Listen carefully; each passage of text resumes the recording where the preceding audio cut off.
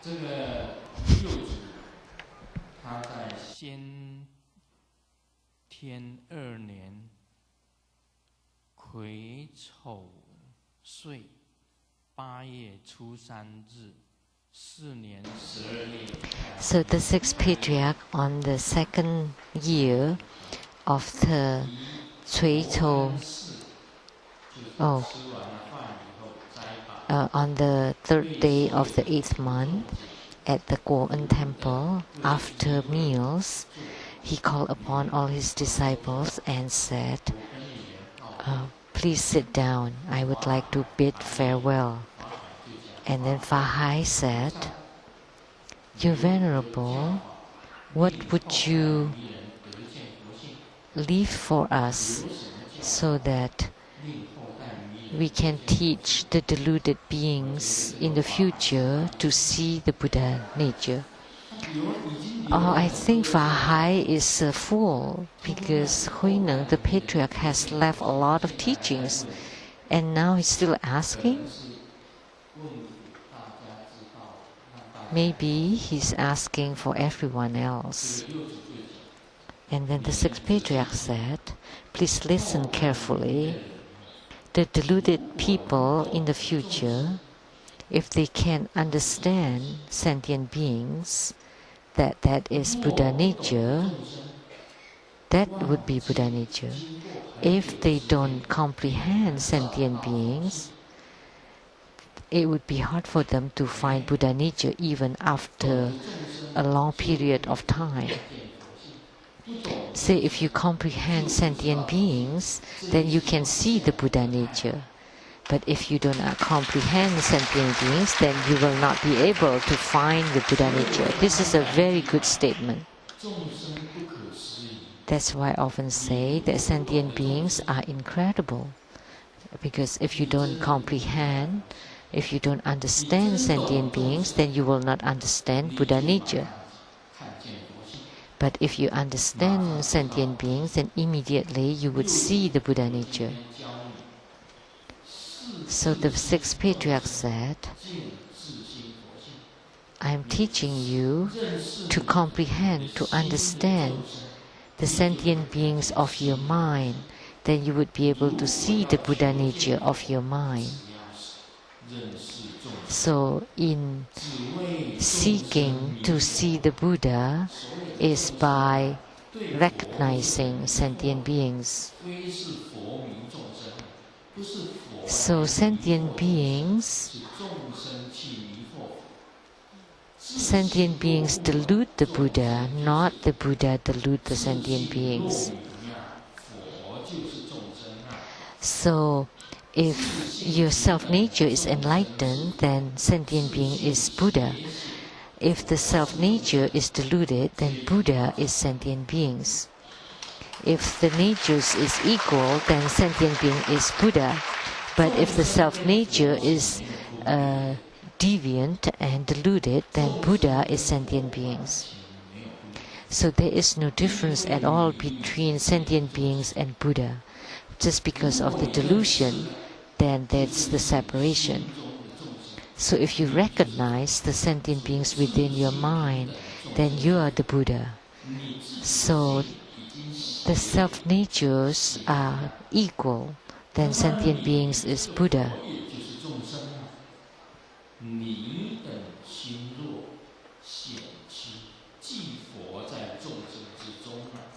So if your mind is crooked and evil and deviant, then the Buddha is within sentient beings.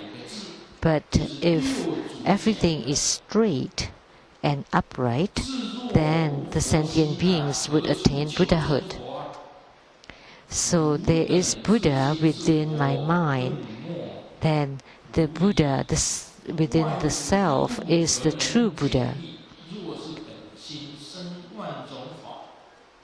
So if there is no Buddha within your mind, where would you seek the true Buddha?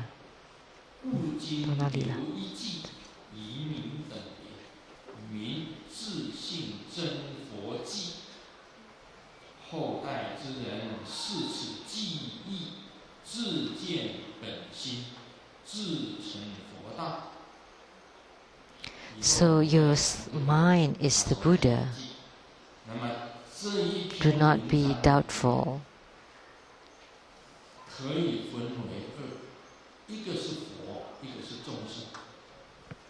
So you can call it two, that's sentient beings and Buddhas, but you can also call it one, and sentient beings is Buddha.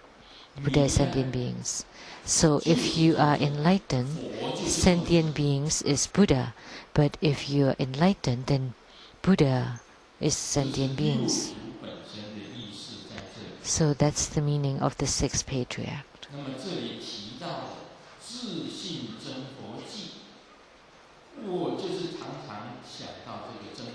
So it's also mentioned here that my mind is the true Buddha.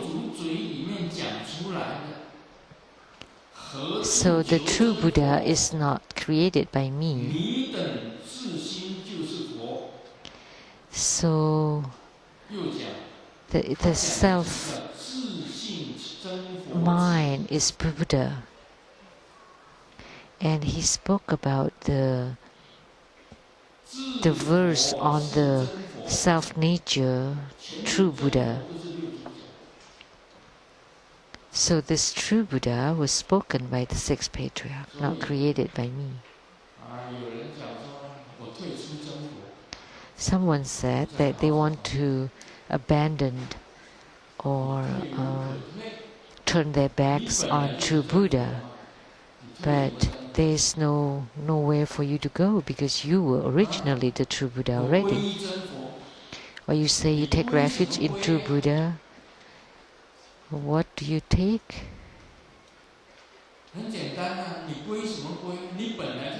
Very simple. You were true Buddhas. Someone said, I'm enlightened and now I want to turn my back on true Buddha. So what are you enlightened to?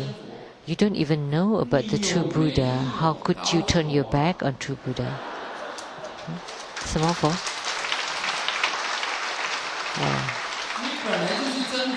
Oh, haven't you made mistake? Because you were true Buddha all along, and what have you returned to, and what do you turn your back on? So someone said that they enter into true Buddha and then they leave true Buddha. Isn't that contradiction?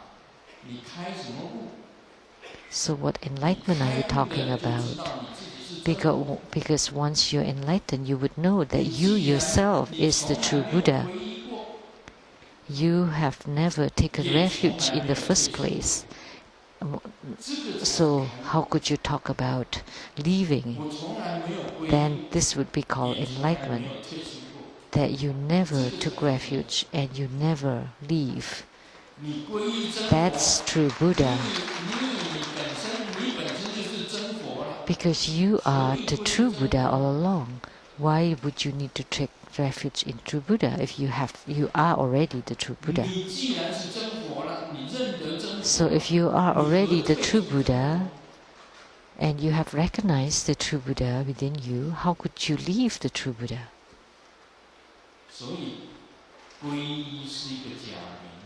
So taking refuge is just a fake name, and leaving is also just a name. You need to recognize that you yourself is the true Buddha, are the true Buddha.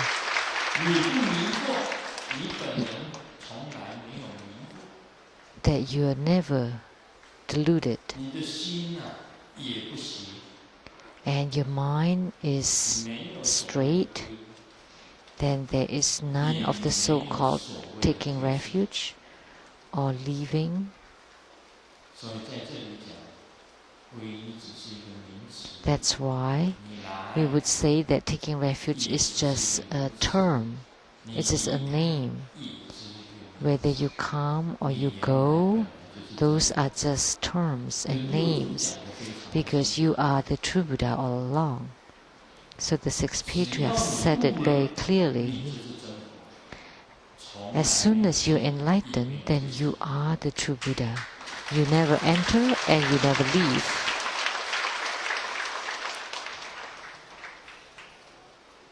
我们是讲实在话，师尊讲这部经啊。So, frankly speaking, this sutra is truly great. That it said it very clearly. It's the same as the Tantric Buddhism. That ultimately the highest level of Tantric Buddhism,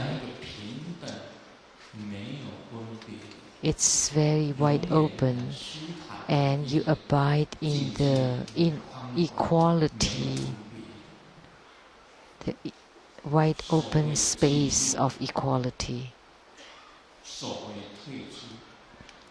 The so-called coming and leaving, they are all differentiations and discriminations. So this sutra is truly great. That it cannot be contaminated. So what is this?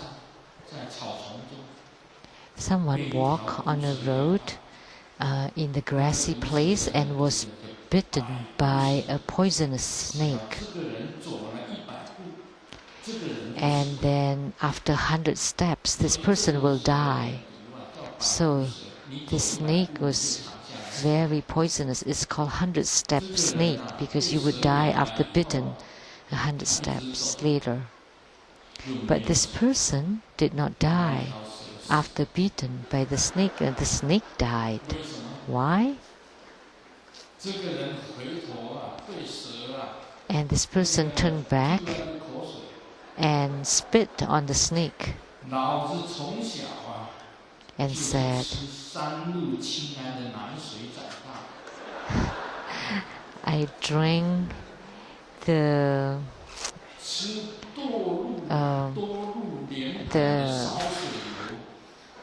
contaminated milk ever since baby, and drank the polluted water, and eat the mad cow beef, and got the fake vaccination, and eat the chicken that's been injected hormones and antibiotics.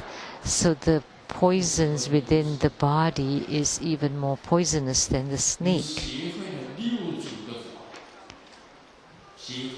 So if you are well versed, if you mastered the Dharma of the sixth patriarch, then you would be totally uncontaminated.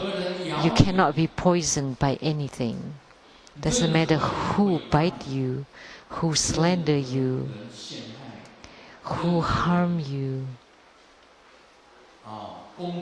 It doesn't matter who criticize you or curse you. You cannot be touched by any of these poisons. And what is that? That any external circumstances or environment will not touch you at all. Namo Buddhaya.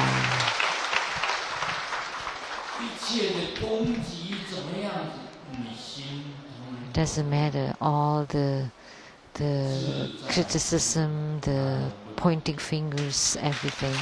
We are unmoved and untouched. Namo Buddhaya. That's being untouched by any poisons. The sixth patriarch taught us that you are already very incredible.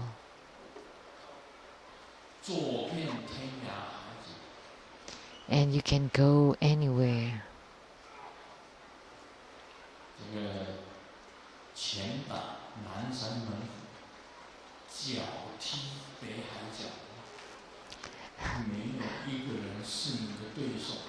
So nobody can beat you down. Nobody can beat you. then you would become a lineage guru, a patriarch. If you can gain enlightenment, then no one, you would be invincible. You would understand. The enlightened one would know about the enlightenment of others. If you don't comprehend, you go to hundreds of schools, take refuge in hundreds of gurus, and you turn your back on hundreds of schools, you still do not comprehend. Because once you comprehend, you would know, because there was never entering and there was never leaving to start with. And you are the true Buddha, and for you everything is equal. And in viewing the sentient beings, that's what the sixth patriarch taught us.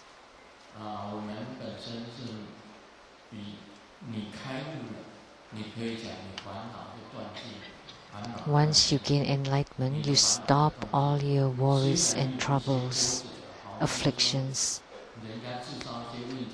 Although maybe some problems will be presented to you, you would be able to transform it very fast. That in your mind and your heart, in the ocean of your field, everything will be transformed very fast.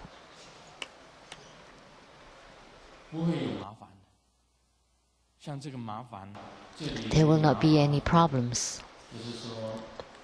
There's this joke about problems.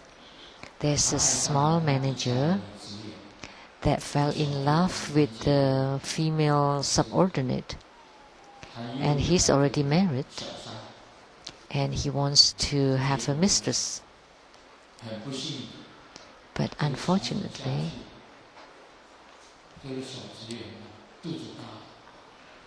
that this female employee got pregnant.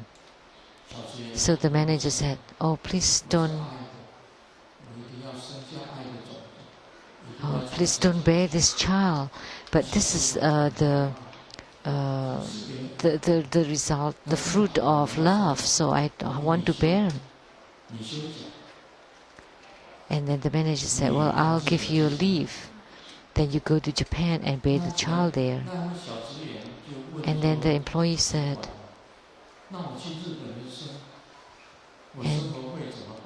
and if I go to Japan, how will I live with the living expenses there? So when you bear the children there, just send me a postcard and write that the Japanese ramen has arrived. Then I would send you the living expense to Japan. So she went to Fukuoka.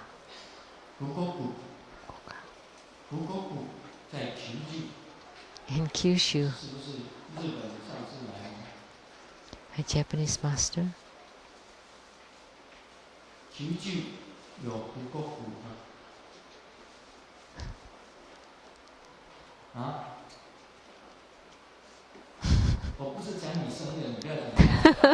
Don't be nervous. I'm not talking about you bearing children.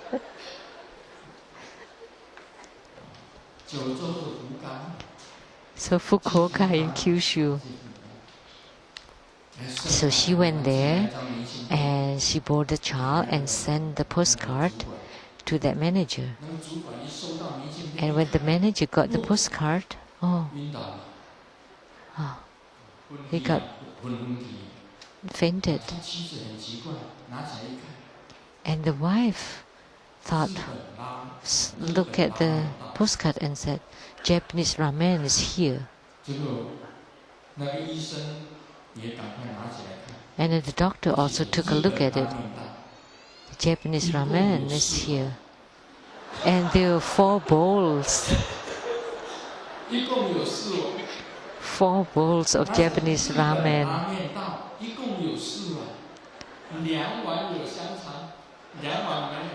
and there are sausages for 2 bowls, and the other 2 has no sausages. Oh, this is problematic. So if the manager is rich, 4 bowls of ramen, how much is a bowl of ramen these days?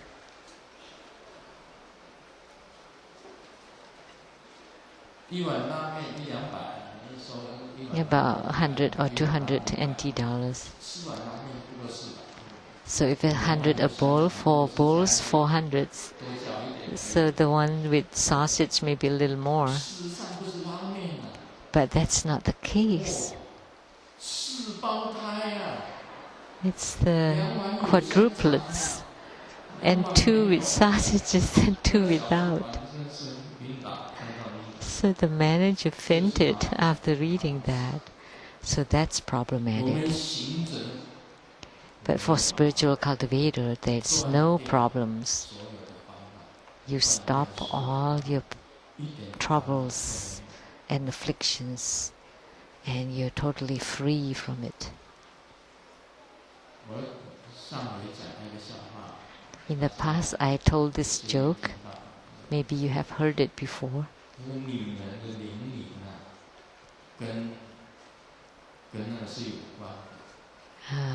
There's an analogy of a woman's age with balls. Woman in the 20s is like the football. Everybody's fighting for it. And woman in the 30s is like a basketball. There were only fewer people fighting for it. And woman in the 40s, it's like the ping pong ball. So they're only 1-to-1. So just 1-to-1. And women in the 50s,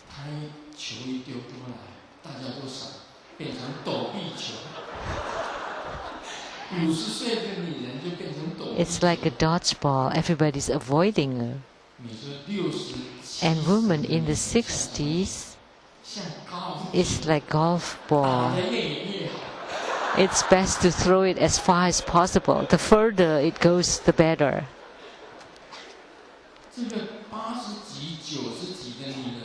And the woman in the 80s or 90s, forget about it. That's not even a ball.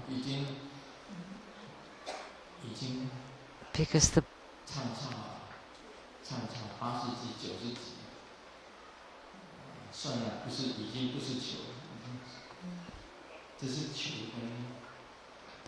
ball is not a ball anymore.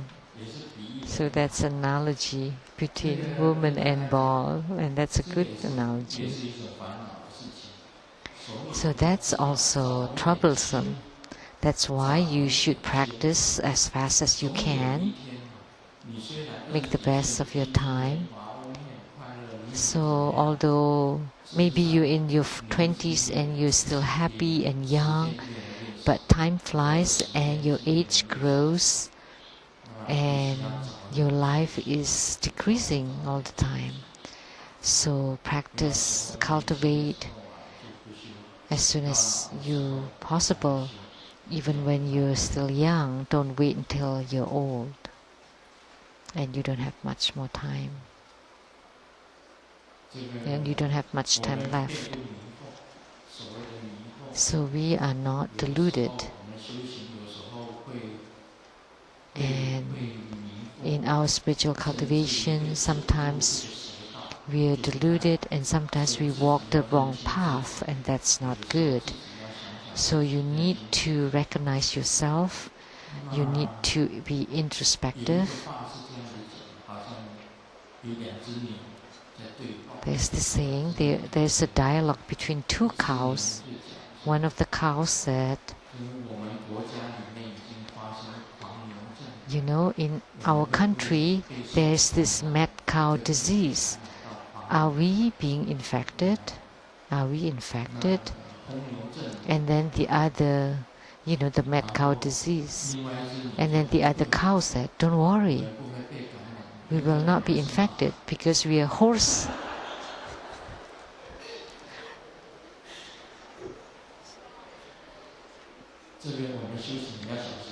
So that's why spiritual cultivators, we have to be careful. You regard yourself as Buddha. If you think you're Buddha, think is your conduct and behavior comply with the Buddha? What you say is comply with the Buddha?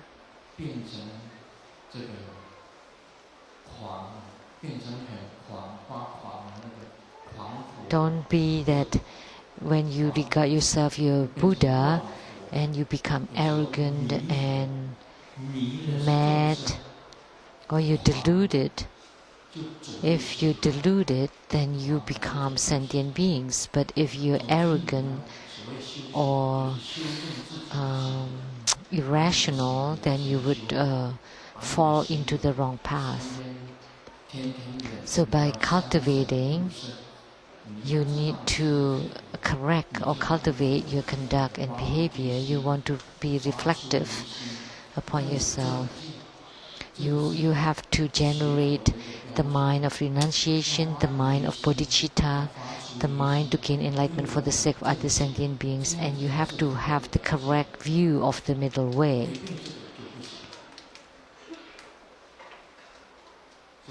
Otherwise, that's not right. So look at the cows. They don't even know that whether they have been infected with the mad cow disease. They thought they are horses and not cows. So this is very important. This is a key point. We are true Buddhas as soon as we gain enlightenment. Once you gain enlightenment,